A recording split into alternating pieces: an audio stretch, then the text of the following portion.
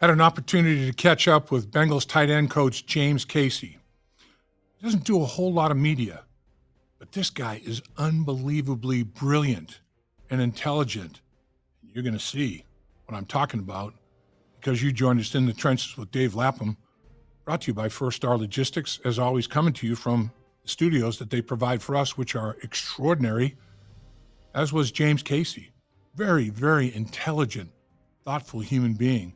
I mean, the adversity he went through, loses his mother at the age of 16 in a fire. I mean, you talk about overcoming adversity at a young age, and for him to go on and do what he did in high school and the academic and athletic achievements, and take him to Rice, do the same thing and graduate with a triple major and get drafted by the Chicago White Sox in the 7th round in baseball. 3 years later, back play football and then play in the National Football League, now coaching in the NFL. This guy is the epitome of a student athlete and dedication. He is unbelievably disciplined, unbelievable attention to detail. He gets the most out of his players, and every single tight end that he has ever coached appreciates that fact. I can guarantee you. You're going to really like listening to James Casey.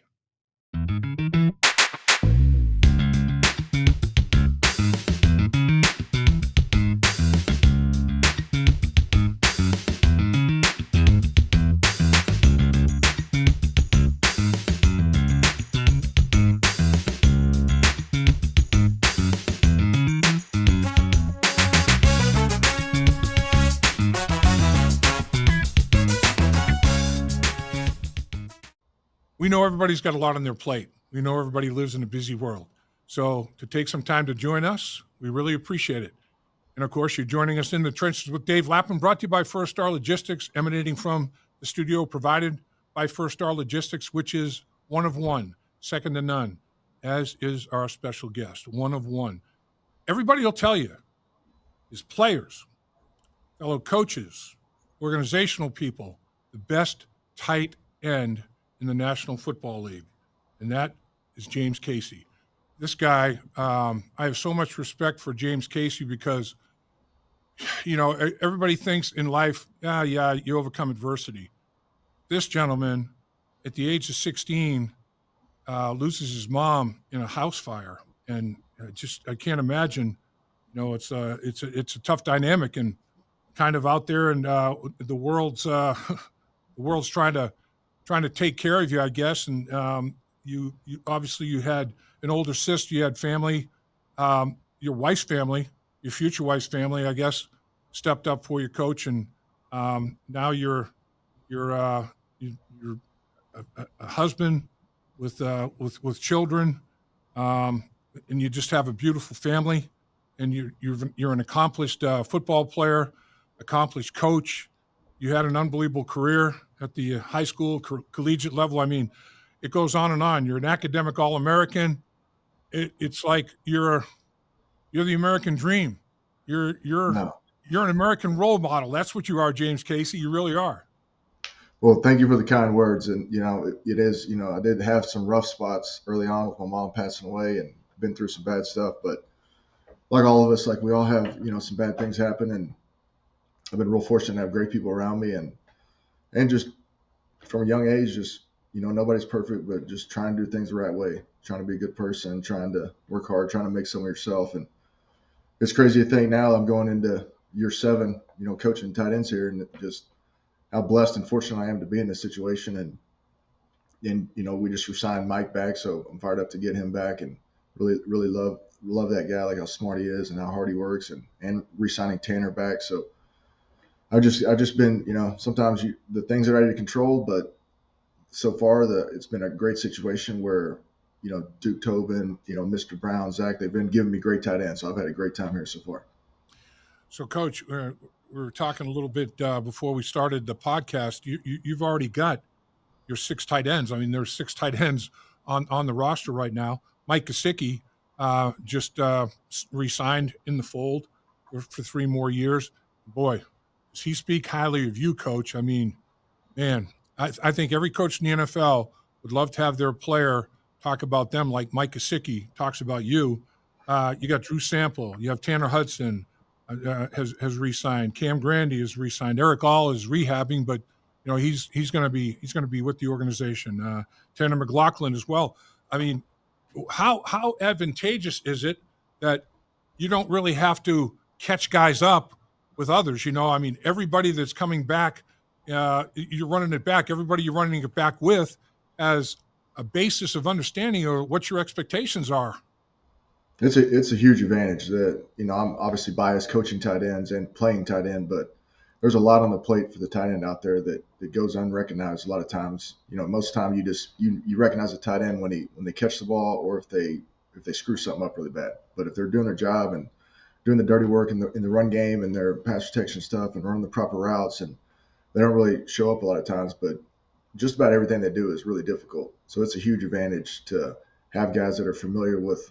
They ain't got to learn like how we call formations and how we call schemes. So that's a big advantage for the tight end position because there's so much they got to know. And I love where we're at right now in the room with 6 guys and a good blend of Drew going on year 7 does a lot of great things that go underappreciated, but obviously like always glad to have Drew around because he can get in the backfield, he can pass protect as a running back, he can do a lot of things that not a lot of guys can do. Right. And then, Cam Grandy came on strong last year as a rookie undrafted guy. And then we got, the elite pass catchers and Tanner Hudson and Mike Gesicki. And then I'm excited for Tanner McLaughlin too. I think it was like a great situation for him his rookie year. Just a lot of guys come into the NFL from at the tight end position, and the blocking is really the hard part that they got to figure out. I mean, it's hard for the linemen, and that's all the linemen do all day, every day. Is they do technique on blocking. They do drills all day. They get a lot of meeting time because they're not in the special team stuff. But tight ends were a little similar. We're doing some of those things too, not to that extent, but we don't have as much time, so it's hard to get it going when you're a younger player. So I think we got a good blend of like the old veteran guys that can block the pass catching guys, and then we got a good group of younger guys. We had 3 rookies last year that all played. So really excited to see those guys, what kind of jump they're going to make in year 2.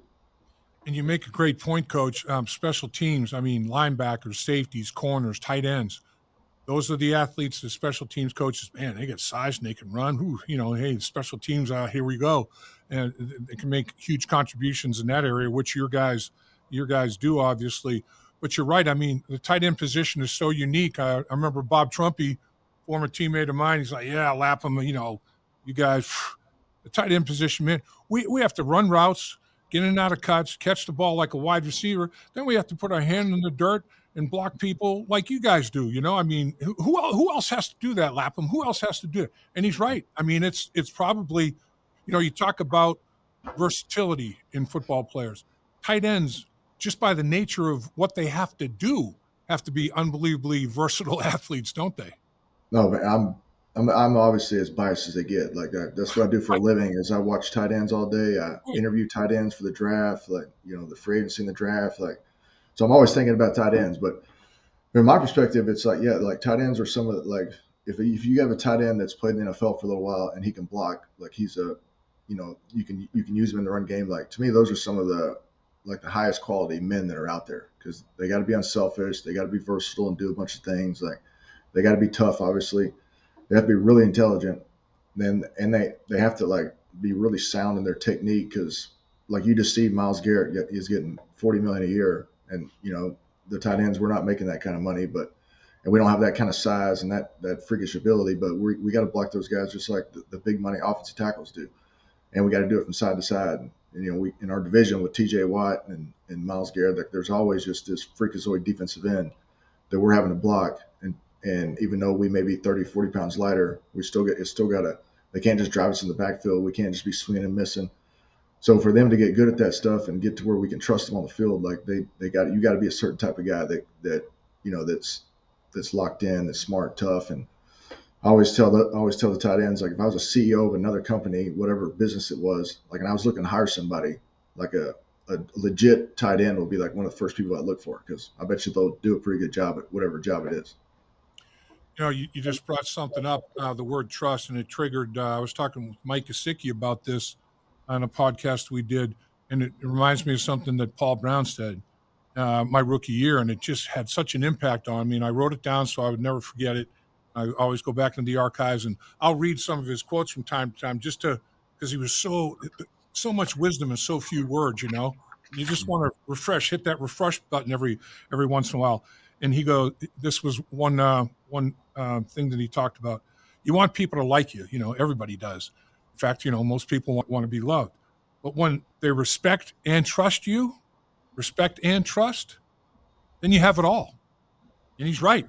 I mean, if teammates respect you as a teammate and trust what you're doing, and they trust you know what you're doing and you know how to do it, you got it all, right? I mean, BB right on the money there. I mean, for our position, tight ends, that's a lot of what it is. It's like you see some of these guys in free agency that are getting a decent amount of money, which from a fan perspective, you may be like, how's that guy?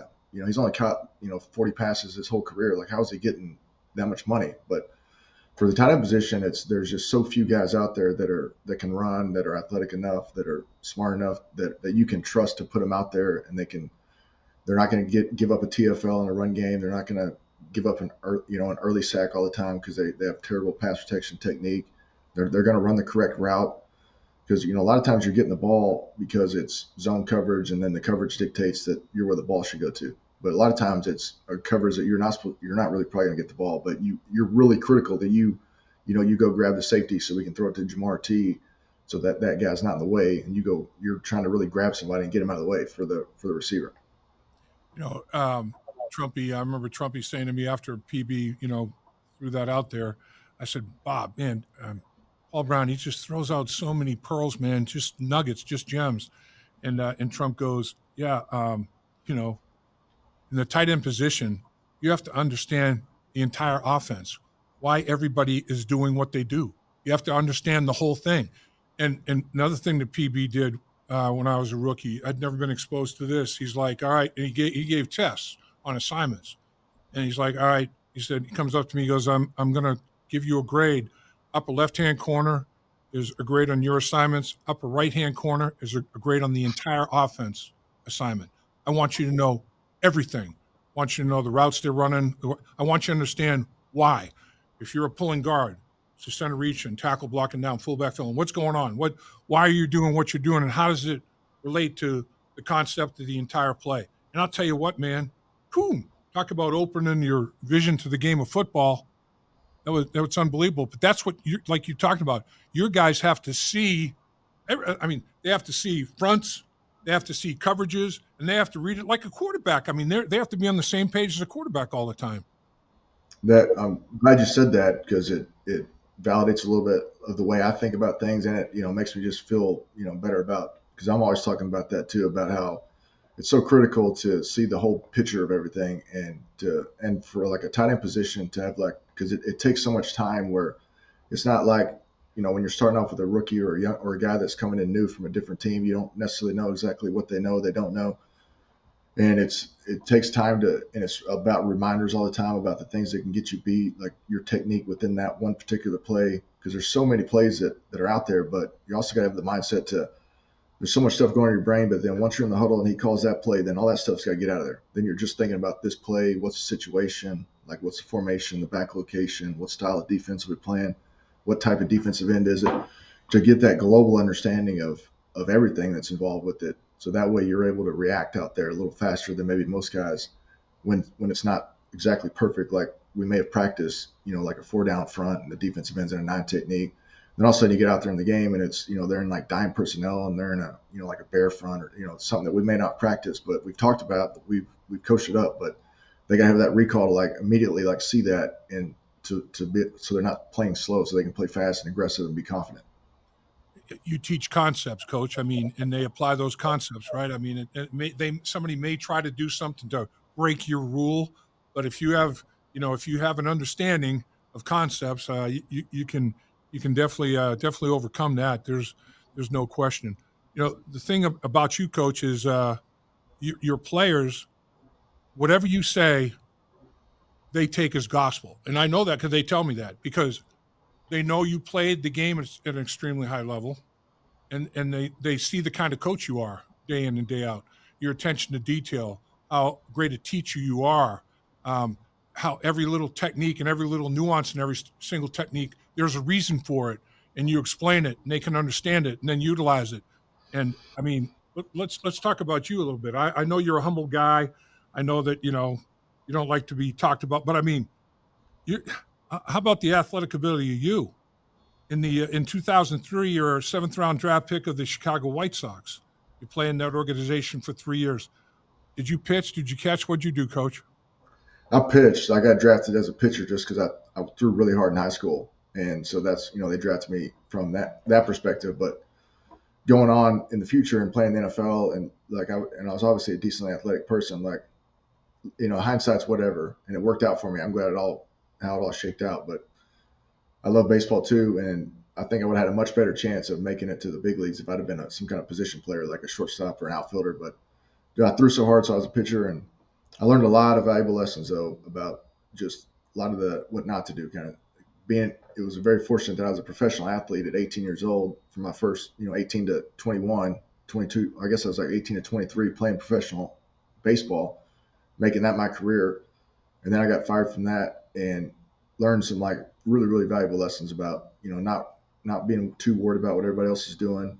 In the minor leagues, you're trying to get to the next level and to try to hopefully get to the big leagues, but you're on a team. But baseball is a little more individual than football is. That's why I'm much love football a lot more, because it's a team game and you can get out more so what you put in. Baseball is a lot of mental stuff, but I was had just the worst possible mindset of like hoping somebody, I was like thinking to myself, like, I hope that guy doesn't do too well. That way it'll make me look better. I got a better chance to get to the next level, which is just the dumbest way to think about things. And you always should be rooting for everybody. There's enough to go around, and just coaching wise too. And like, just how you carry yourself, like being confident and knowing the difference between, a coach coaching you on some things and being respectful, saying yes, sir, but then also knowing yourself as a player. Like, I'm sure you've had situations like this where you're a player and you established yourself a little bit. You're really good. You've been drafted. You played a couple of years in the NFL. Like, then maybe a coach or somebody's telling you some things about something, and you're like, yes sir, yes sir. And then in your mind you're saying, well, there's no way I can do that. And I try to just be transparent with the players now, because I'm Right. just try to keep perspective on those things. And when I'm talking to them, it's not like I'm like dictating exactly everything that they got to do. We're more working together. So if something doesn't make sense to them, like, well, let me know why, what you think, and we can, it's not just as long as you're getting your job done and you're playing really well. We're winning games. That's what matters. All right. So then you go to Rice, and you played 7 different positions in a game against Southern Miss. I mean, unbelievable. That's understanding what everybody is doing offensively, and why they're doing it. And in 2008, 111 catches, 1,329 yards, 12 touchdown catches. You rushed the ball 57 times for another 241 yards and 6 more touchdowns, 18 touchdowns. You even threw it 5 times, completed a couple of them for positive yards. I mean, you did just about everything.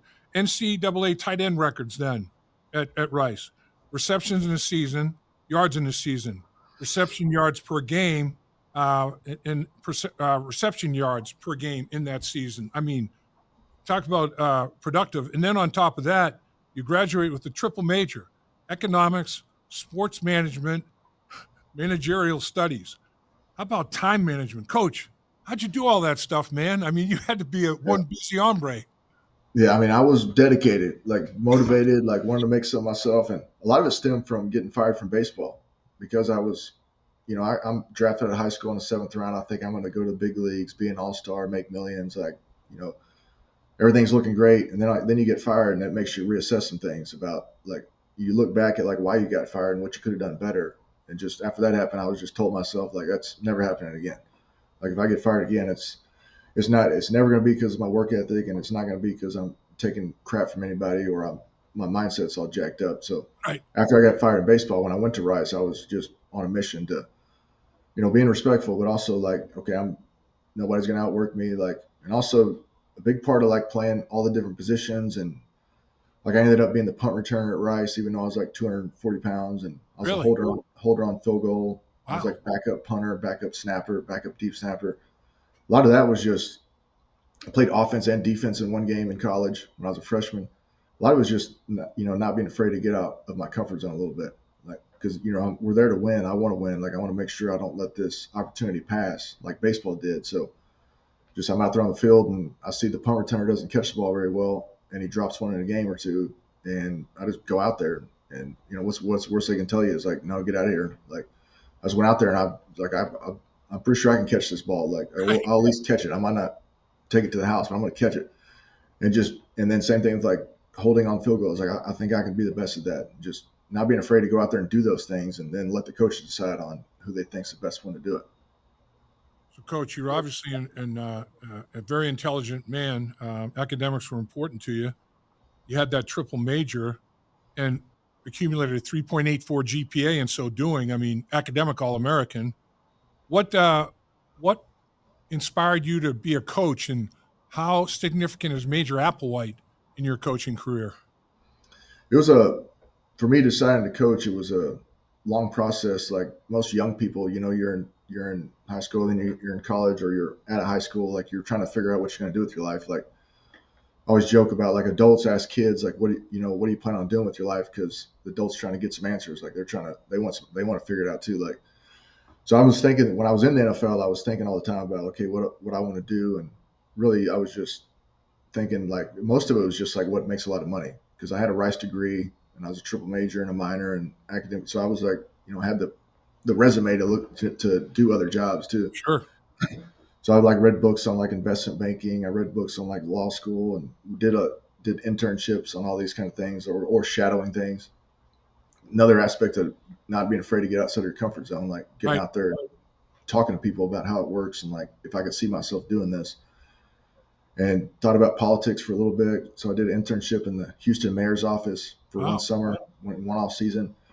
Obviously realized really quickly that's not what I wanted to do after going to the different, the programs within there. But eventually just settled on after like my fourth year. I was like, well, I don't feel good about any of these things. Like I could probably make money doing these things, but I wouldn't be like passionate about it. And I'm playing the NFL at the time, and I love football. I was the first one at the facility as a player, and just loved the strategy of it, like especially on special teams and stuff. And I finally settled on like thinking everything through. I was like, well, I want to coach because I love football. I know I'm coaching a game, like I know it's a game, and but it's the best game. Like there's a lot of great aspects of football for our society in general, like Right. just tough men with courage that are out there. Everybody's working together. All 11 of us got to do what we're supposed to, or we're gonna stink. So he was like, I thought, just football in general was just such a great sport, and it's great life lessons, and just great to and being able to do things like this now that I'm coaching the NFL, and just the opportunity to to make an impact with like younger men too, Yep. and just keep myself young too, like to be able to talk to right now it's just the tight ends really, but or interacting with another player on our team as we're just hanging out, or get an opportunity to go talk to high school kids about maybe I can say something that I wish I'd have known when I was in high school. Yeah. Just like coaching, a lot of it's telling them things I wish I would have known when I was playing early on.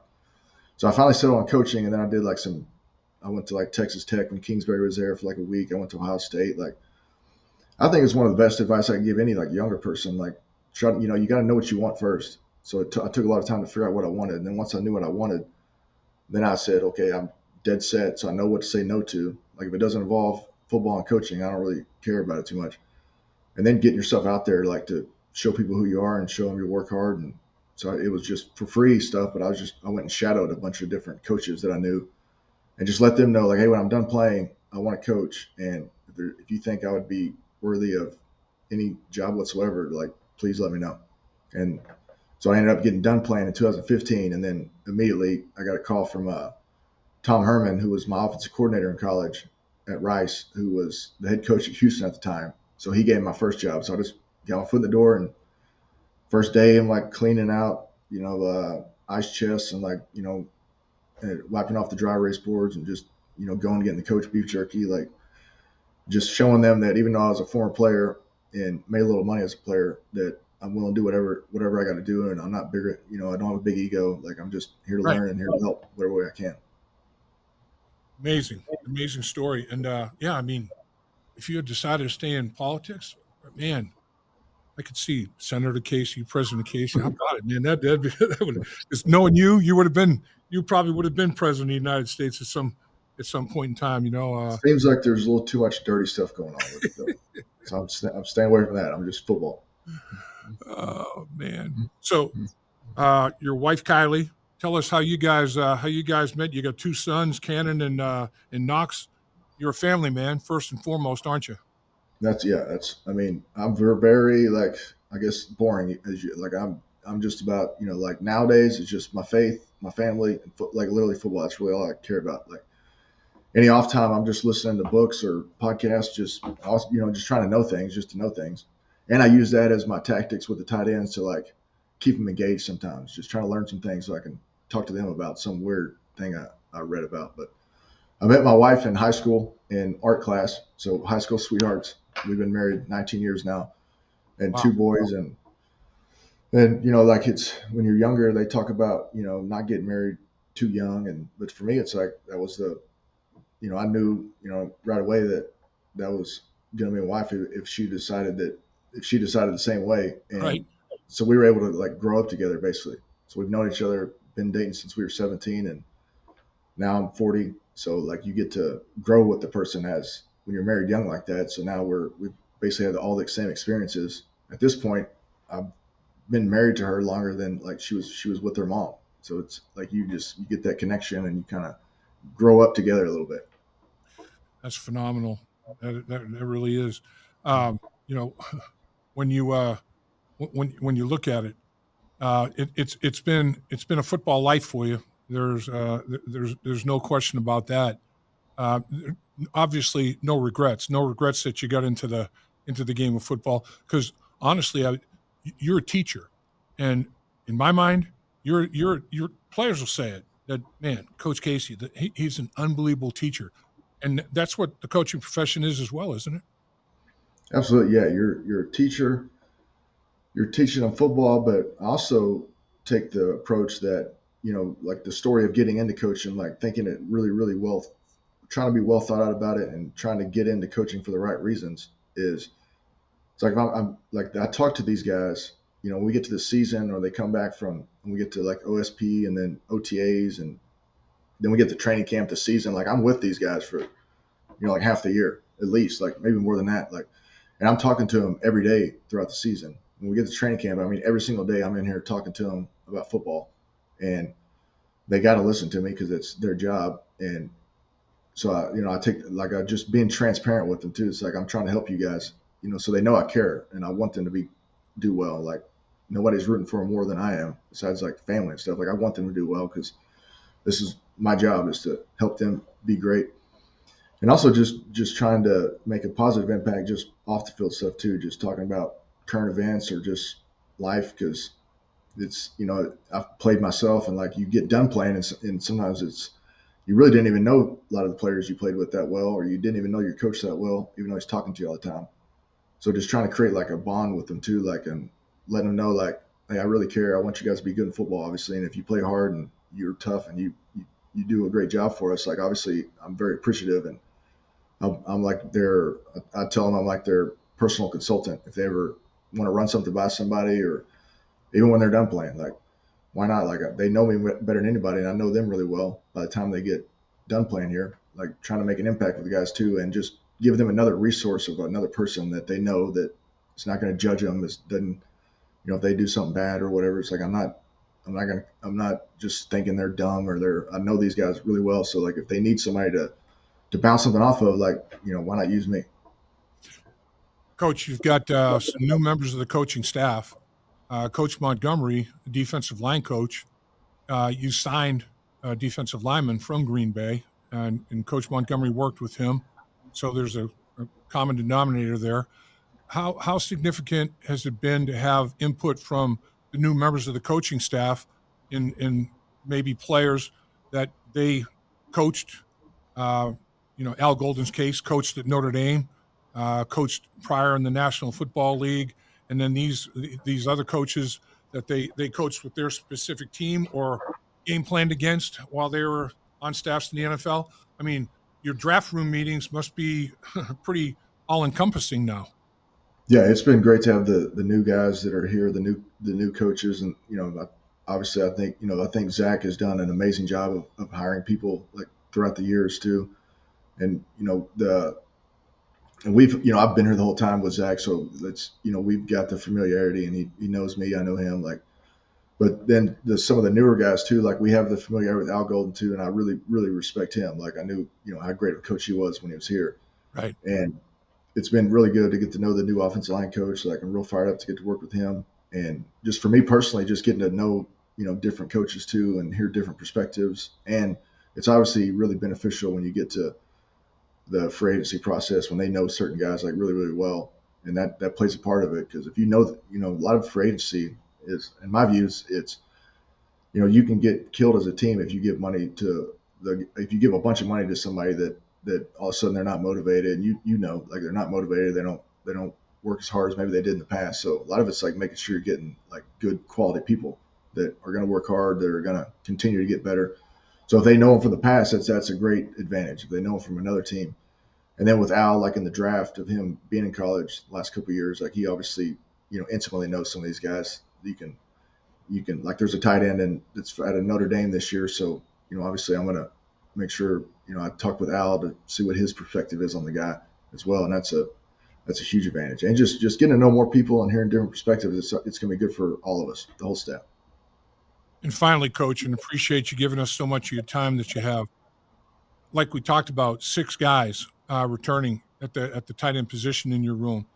Not necessarily in the market for a veteran free agent tight end or even a drafted college tight end or college free agent or whatever, but you still go through the due diligence, go through the process because the college guys are going to be free agents at some point. They may not, second contract may not be with the team that drafted them. It might be with the Cincinnati Bengals, or there may be a veteran tight end that's out there. And he signs a 1-year contract somewhere, and he's out there as a free agent again. So you're always doing your due diligence on, basically, something about every tight end in the National Football League and every tight end that's coming into the National Football League, right? Yeah, that's with the way we do things here. I love the way we go about the draft process and the free agency process because like you're saying, it's such a huge advantage for me as a tight end coach because I'm watching all these guys in college and I'm getting to know them all.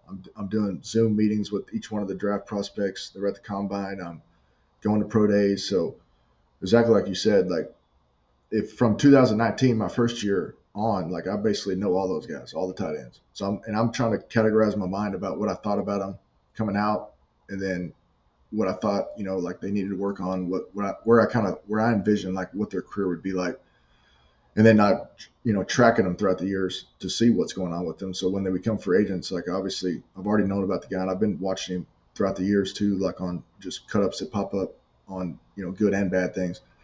And the same thing with the current draft class. Like you never know, like in the draft, like that's I'm just tight end coach and I know that, like, so I don't even think or project too much about things that I'm not in charge of. And I Duke Tobin, Mr. Brown, our whole front office people, Zach, Dan, like they all do a great job of evaluating themselves and with the draft and who we draft when we draft them. But you never really know. For me, is like I don't know if we draft tight end or not draft tight end, so I'm just being prepared as possible to give my opinion on each one of the guys, and then getting to know them too for when they, like you said, when they 5 years from now, hopefully I'm still got a job and still doing great, and we, if they become a free agent, I already got a real good sense of like what kind of person they were.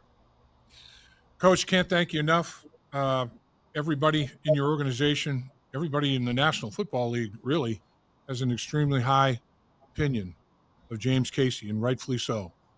Great Thank player, you. great coach, great human being. Appreciate your time. It was. It's always great talking football. A football mind like Yes, yours, sir. and I'm fired up to have us signing back Mike and back Tanner. Like I feel really good about the room and just being around great people like them. Like Drew's a great guy, he works his tail off. Like I'm thinking this year he's gonna, he always does a great job, but he's gonna get some more appreciation. Like I think the fans are gonna really see like how beneficial he is, that type of player that can help your team. And then the younger guys, like I'm really excited to see how these younger guys grow into year two, and just really appreciative just to have this opportunity and getting to talk to people like you. Like, you got a lot of history too in the NFL, and I know I can learn things from you as well. Appreciate you, Coach, and I know your players are honored and appreciate that you're coaching them because they think the world of you, my man, and rightfully so.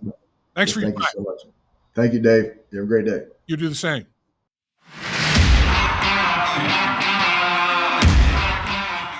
Everybody loves the NFL draft. There's no question about that.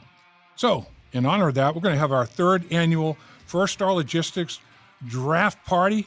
It's going to be at Handlebar at Great American Ballpark. It's going to start at 7 o'clock. And then Friday, of course, is day 2 of the draft, rounds 2 and 3.